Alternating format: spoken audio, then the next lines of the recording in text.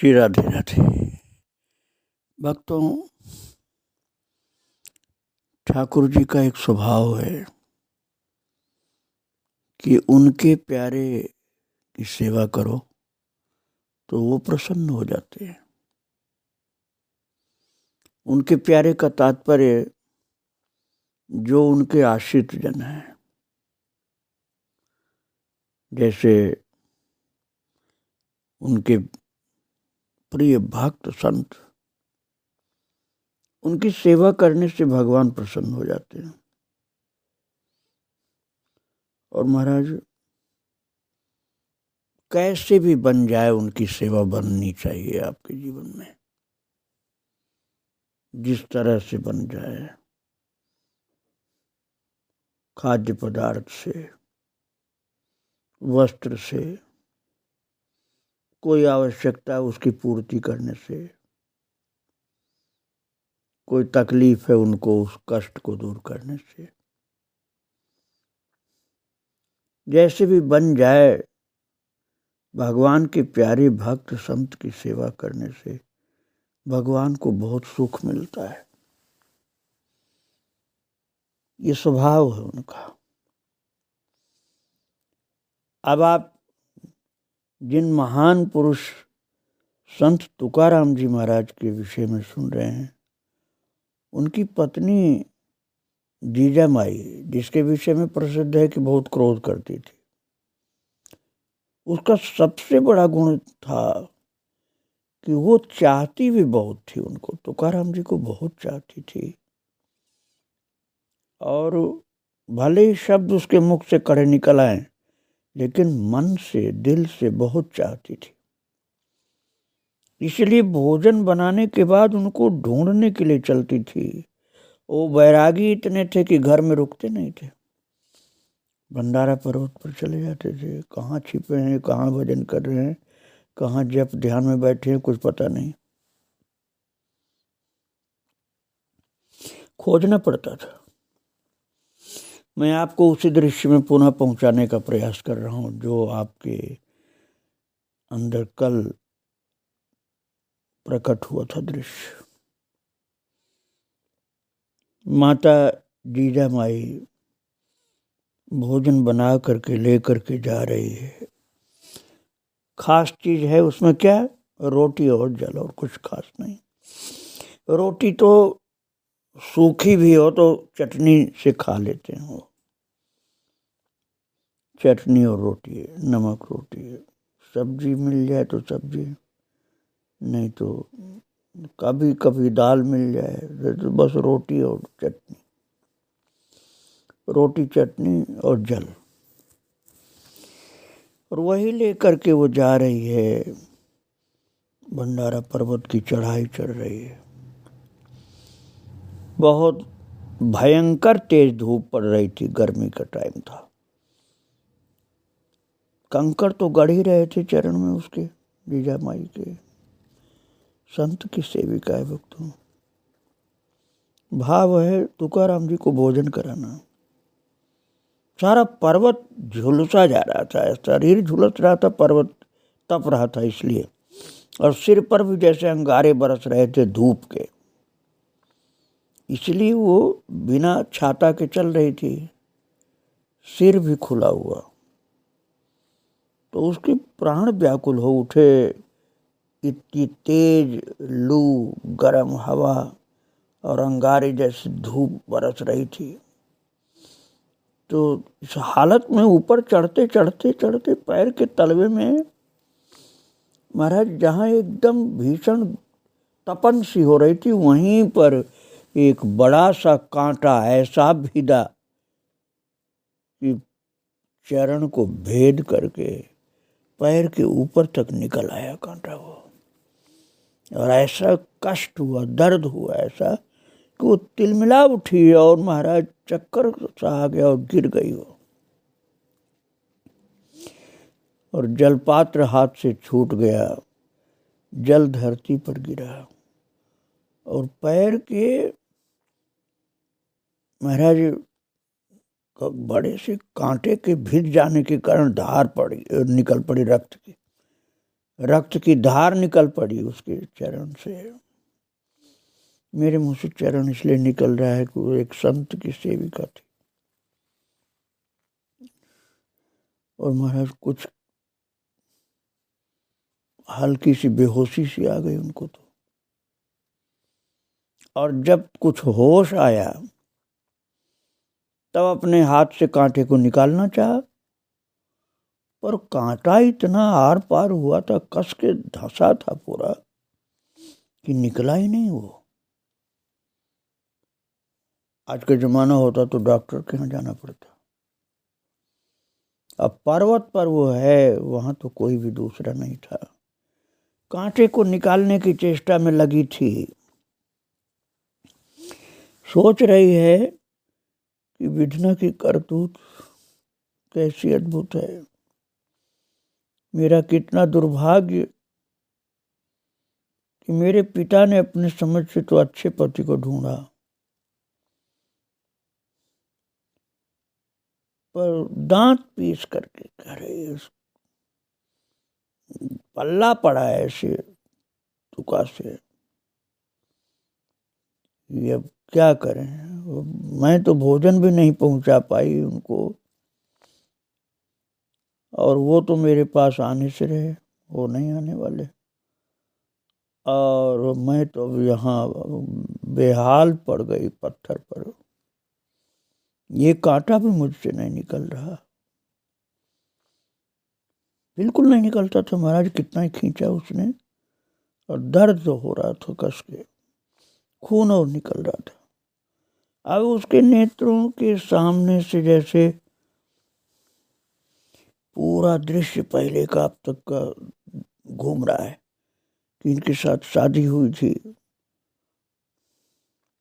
बड़े ठाट बाट से मेरे पिता ने विवाह किया था, भाई भी खूब सहयोग दिया था, बड़े साज बाज के साथ गाजे बाजे के साथ विवाह हुआ था। और मायके में मैं सुख के दिन माँ बाप के साथ बिताई थी, पर यहाँ मुझे पैसे पतिदेव मिले हैं कि इनके संग कष्ट ही कष्ट है। इनके साथ तो सदा कष्ट ही भोगना पड़ रहा है मुझे। और ये सोच सोच करके लगी रोने वो जोर जोर से, और कोई तो था नहीं उसकी रोने की आवाज सुनने वाला। इतनी तपती धूप में कौन आता उस पर्वत पर, अकेली पड़ी। आंखों से महाराज जल की धारा वो आंसू की चालू हो गई, पैर से रक्त की धारा, आंखों से आंसू की धार। और इधर महाराज तुकाराम जी के पेट में तो भूख की ज्वाला। और ऐसा लग रहा था कि जैसे आज ठाकुर जी के ऊपर एक कई चोट पड़ रही है। भक्तराज तुकाराम जी के अंदर जो भूख की ज्वाला उठ रही है वो, और उनकी पत्नी जीजा माई की आंखों से आंसू की धार, और चरण से उसके खून की धार। ऐसी स्थिति थी कि भगवान को सहन नहीं हुआ इतना भक्त का कष्ट। ऐसा लगा कि भगवान विठल के ही दिल पर कस के भक्तों के कष्ट की चोट पहुंच गई। और जिजाई के कष्टों ने भी दयामय प्रभु को जैसे आज जगा ही दिया। और ये कष्ट उस पतिव्रता के स्वधर्म के निर्वाह के थे भक्तों। उसको अपने धर्म का निर्वाह करना था, पति के पास पहुंचाना था भोजन। वो जबकि कभी नहीं कहते थे कि मेरे पास भोजन लाना जरूरी है, लेकिन इसको अपना धर्म समझ में आ रहा था। दया भी मन में आती थी कि उनको भगवान के भजन के अलावा और कुछ तो दिखता नहीं, भूखे वो परेशान रहेंगे, इसलिए भोजन पहुंचाना है। और ऐसी परिस्थिति में वो गिरी पड़ी है पर्वत पर। भक्तों, अपने स्वधर्म का आचरण करने वालों पर भी प्रभु की कृपा होती ही होती है। और भक्ता को इतना कष्ट। भक्ता मैं इसलिए कह रहा हूं कि भक्त की सेविका थी वो। महाराज दया के निधान भगवान पांडुरंग उस झल्लाती चिलचिलाती कड़क धूप में, धूप की जलन और कांटे की भिड़न से तड़पती हुई जिजाई के सम्मुख भगवान विठ्ठल प्रकट हो गए। महाराज कृष्ण कन्हैया लाल की जय। आ गए गोपाल और उन्होंने जीजा माई के संपूर्ण गृह सौख्य को स्वयं ही जैसे हर लिया था। और वो भूल गई थी कि कोई सुख भी होता है, कष्ट ही कष्ट था जीवन में। तो ऐसा लगा कि कन्हैया ने जैसे उसका सुख कुछ भी नहीं छोड़ा था, ऐसे ही जो सुख का हरताव समझ रही थी कि ये विठ्ठल तो मेरे सब सुखों को खत्म कर दिया, दुख ही दुख दिया, ऐसा उसके मन में था। वैसे ही महाराज आज वो परम सुख निधान आनंद के सागर भक्त के भजन के अधीन जैसे हो गए थे। उनकी सेविका जीजा माई के सम्मुख प्रकट हो गए हैं। अति सुंदर उनकी श्याम सगुण लावण्य मूर्त सामले सलोने प्रभु को देख करके आप सोचिए क्या लगा होगा मन में। आप भक्त हैं तो यही कहेंगे कुछ संतोष हुआ होगा। नहीं, ऐसी बात नहीं थी।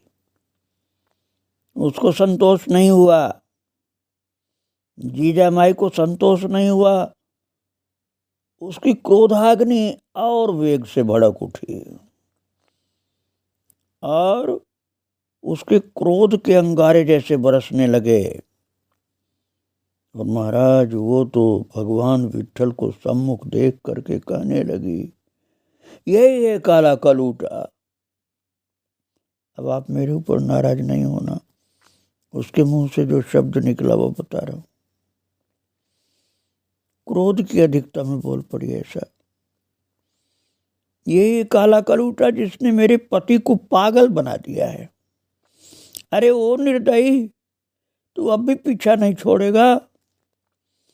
क्या आप मेरे पीछे पड़ना चाहता है? बोले तो उसने और भी कड़े शब्द थे, लेकिन मुझे बोलने में बहुत संकोच लग रहा है। और जो मुंह में आया सो बका उसने भगवान के लिए। उसे लगता था यही मेरे पति से मुझको इधर अलग कर रखा, क्योंकि उसने समझा कि मेरे पति को पागल बना दिया इन्होंने। इसलिए उसने क्रोध में भगवान की ओर पीठ फेर दी। महाराज उनका दर्शन नहीं करके उनकी ओर से मुंह फेर लिया, दूसरी ओर पीठ घुमा दिया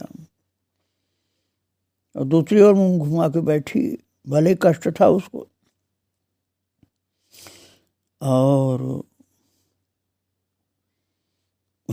आपको आश्चर्य लगेगा कि भगवान इतने पर भी कौतूहल करने के स्वभाव वाले हैं। कौतुकी है ना, कौतुकी उनका नाम है। भक्त के साथ कौतुक भी करते। उसकी ये अद्भुत दृढ़ता देखकर ठाकुर जी को कुछ कौतुक करने की इच्छा हो गई और वो लीला नटवर जिस ओर जीजाई ने मुंह फेरा था उसी ओर जाके खड़े हो गए।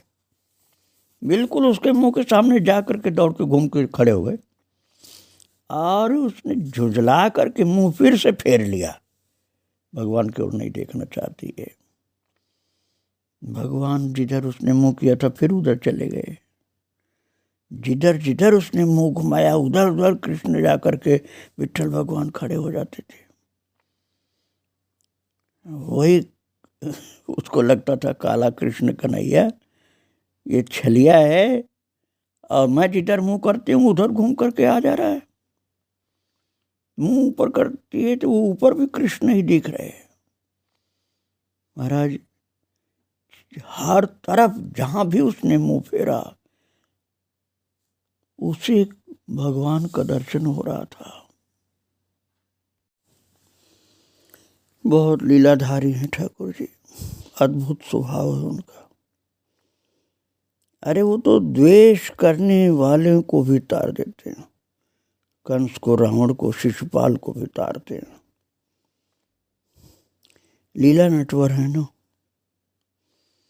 तो फिर ये तो भगवान के भक्त की साधर्मिणी थी,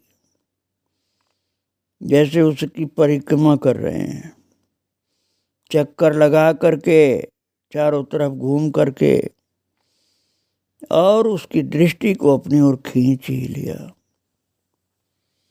किसी भी निमित्त से हो, भगवान की ओर जहां चित्त लगा, भले ही क्रोध में ही लगा हो, तहां जीव का काम बना। जिजाई जिस ओर दृष्टि डालती उसी ओर उसे कृष्ण दिखलाई पड़ते। आखिर उन्होंने अपने दोनों नेत्र दोनों हाथों से खूब कस के बंद कर लिए जीजा माई ने। तब तो भगवान अब महाराज अंदर दिखाई पड़ने लगे। अब क्या करे, जहां जहां कृष्ण दिखते थे वो घूम घूम कर थक गई। और वो महाराज इतना उसने उपेक्षा किया अपनी ओर से भगवान की, लेकिन भगवान तो महाराज कितने तिरस्कार कर दे, फिर भी भक्त की, उनके भक्त की सहधर्मिणी थी ना, घूमते जाते थे उसके चारों ओर, भागे नहीं, अंतर्धान नहीं हुए। और फिर उसने अपने आंखों को बंद ही कर लिया, दोनों हाथों से कस के बंद किया आंखें। मैं नहीं देखूंगी इसको, मेरे पति को पागल बना दिया इसने। और जब उसने आंखों को कस के बंद किया तो ठाकुर जी अंदर प्रकट हो गए। लो, अब कहाँ भागोगी तुम। अब महाराज पिता जिस प्रकार अपनी पुत्री पर हाथ फेरे, उसी प्रकार भगवान ने जिजाई के अंग पर अपना कर कमल फिराया है। जैसे अपनी छोटी सी बेटी पर कृपापूर्ण कर कमल अपना पिता फिराए, ऐसे जीजा माई के सिर पर महाराज बड़े प्रेम से, दुलार से भगवान हाथ फेर रहे हैं। और जिजाई का पांव अपनी पालथी पर रख लिया प्रभु ने। बैठ गए भगवान पालथी मार के वहीं, उसी तपते हुए पत्थर पर। और जीजा माई के जो चरण थे, वही चरण जिसमें कांटा भारी सा चुभा हुआ, बार पार उसको अपनी पलथी पर अपने गोद में रख लिया ठाकुर जी ने। ऐसे सावधानी से रखा कन्हैया ने कि उसको थोड़ा सा भी कष्ट न हो, उसका कांटा हिले नहीं। और ऐसे धीरे से निकाला है कांटे को कि उसे रंच मात्र भी कष्ट नहीं होने दिया। और तब जिजाई और उनके साथ साथ भगवान तुकाराम जी के पास गए हैं। अब आप सोचो क्या दृश्य उत्पन्न हुआ होगा कि जिनका रात दिन भजन करते थे तुकाराम, और सोचते थे कि मेरे सम्मुख प्रभु प्रकट हो, वो उनकी उस पत्नी के सम्मुख प्रकट हुए जो उनको इतना गाली देती थी, उल्टा सीधा बोलती थी, डांटती फटकारती थी। अब तुकाराम जी समझते थे ये कोई भक्त नहीं है, तो उल्टा चाल इसकी है। और अब तुकाराम जी देख रहे हैं कि जीजा माई के साथ तो कन्हैया आ रहा है, भगवान कृष्ण विठल भगवान साथ साथ हैं जीजा माई के साथ। एक साथ दोनों को आते हुए जब देखा है तो उन्हें लगा जैसे सूर्य भगवान और घनी अंधकार की रात्रि एक साथ चलें, ऐसा हो रहा है। तो जो कभी भक्ति नहीं करती थी, सदा डांटती रहती थी, उसके साथ कृष्ण आ रहे हैं। तुकाराम जी के साथ साथ भगवान और जिजाई ने भी भोजन किया। महाराज ठाकुर जी को उन्होंने दंडोत किया और आश्चर्य से देखा कि प्रभु इसके साथ आप आ रहे हो। भगवान तो इतने कृपालु हैं महाराज कि वो बोले तुकाराम आज मेरे साथ भोजन करो, आज ये भी मेरे साथ भोजन करेगी। वहीं पहाड़ के ऊपर भगवान कृष्ण विठ्ठल भगवान अपने महान भक्त तुकाराम और भक्त की उस सहधर्मिणी को साथ में बैठाकर तीनों ने एक साथ भोजन किया है। वहीं बैठे बैठे भगवान ने एक पत्थर हटाया तो वहां से स्वच्छ जल का झरना निकल पड़ा। बहुत सुंदर मीठा स्वच्छ जल, महान निर्मल, महान शुद्ध पवित्र जल।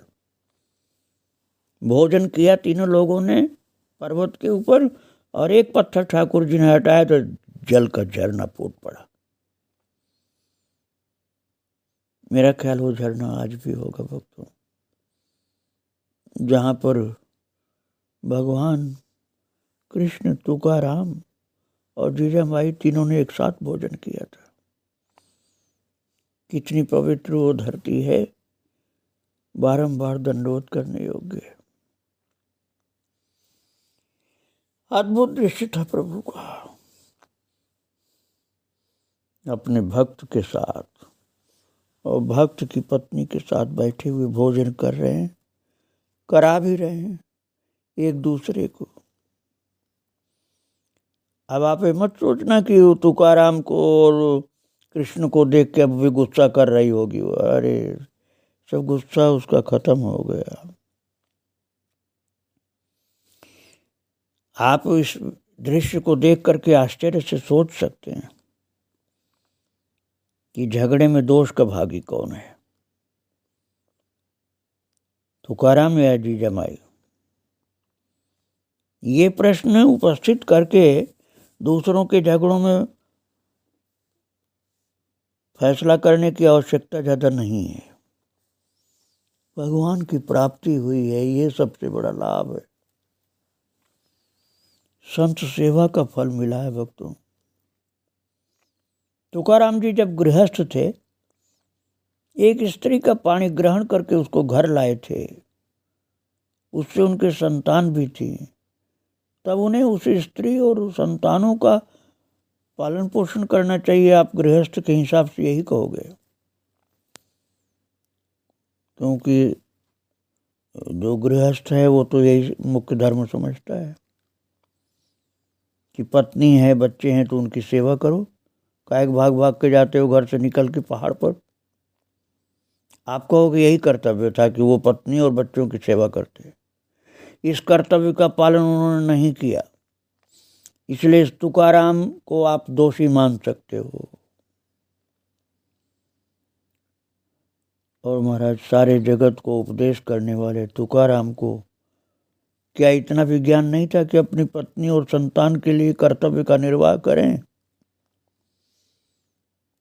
पर ऐसी बात भला कौन कर सकता है, और ऐसी बात हो भी कैसे सकती है?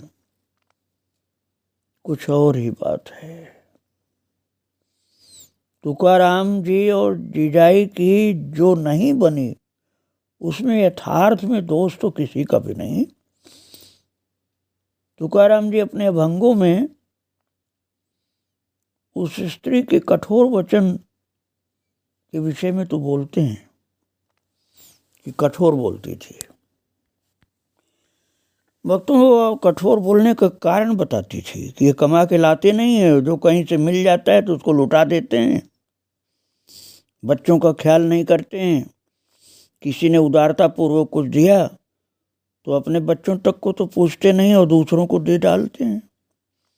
दूसरों के पेट भरते हैं, अपने बच्चों की परवाह नहीं करते हैं, पैसा कमाते नहीं हैं, घर में कुछ पड़ा हो तो दे देना सहज स्वभाव उनका। इस कारण से उसको क्रोध आता था कि अपने घर की परेशानी देखते नहीं, दूसरों के घर की परेशानी देखते हैं। ये कारण था उसके क्रोध का भक्तों। आप इसे सत्वगुण और रजोगुण का झगड़ा कह सकते हैं। तुकाराम जी के अंदर शुद्ध सत्वगुण था और जीजामाई के अंदर परिवार के ख्याल विशेष के कारण रजोगुण था।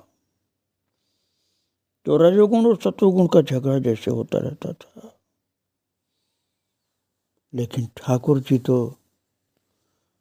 अपने भक्त के ही पक्षधर हैं। हाँ, उनके भक्त की कोई सेवा करता है तब उस भक्त की सेवा करने वाले का बहुत ख्याल करते हैं। इसीलिए आज कन्हैया ने इन दोनों के बीच में आ करके इनका दुख दूर करके मानो विशेष कृपा की है। भक्तों, संत का सहज स्वभाव है सोते को जगाना, अर्थात भूले हुए को सही रास्ता पर लगाना, गुमराह को सही राह पर पहुंचाना और अपना सुख दूसरे को वितरण कर देना। ये परोपकारी व्यक्ति का स्वभाव होता। तुकाराम जी वही करते थे। और अब जैसे उन्हीं के कार्य में ठाकुर जी ने सहयोग कर दिया और ऐसी कृपा की है प्रभु ने कि तुकाराम जी की तरह से ही, अथवा यूं कह दें कि एक महान ज्ञानी की तरह से स्थिति हो गई जीजामाई की। जीजामाई को पूर्ण बोध हो गया, एक सच्ची समझ, एक सच्चा ज्ञान आप कह सकते हैं जीजामाई को हो गया कि मैं कौन हूं और मेरा कर्तव्य क्या है। और यद्यपि अपने कर्तव्य का पालन करती थी वो, लेकिन आत्मज्ञान हो गया, उसको बोध हो गया। और अब तक जो उसको गुस्सा आता रहा वो सब खत्म हो गया। मन में पूर्ण शांति आ गई, भक्ति आ गई, भगवान से प्रेम हो गया उसको। अब तक भगवान से नाराजगी उसको रहती थी, अब भगवान से प्रेम हो गया। और तुकाराम जी से तो कर्तव्य पालन तो करती थी, लेकिन तुकाराम जी से भी इस कारण से प्रेम हो गया कि इन्हीं के माध्यम से मुझे प्रभु की प्राप्ति हो गई। यदि ये नहीं होते तो मुझे भगवान नहीं मिलते। ये ज्ञान हो गया, इसलिए जीवन उसका एकदम बदल गया जीजामाई का, और उनके ऊपर पूरी कृपा हुई। और तुकाराम जी के विषय में मैं आगे और आपको सुनाऊंगा। आज उनको प्रणाम करके यहीं विराम दे रहा हूँ। श्री राधे राधे, जय श्री राधे।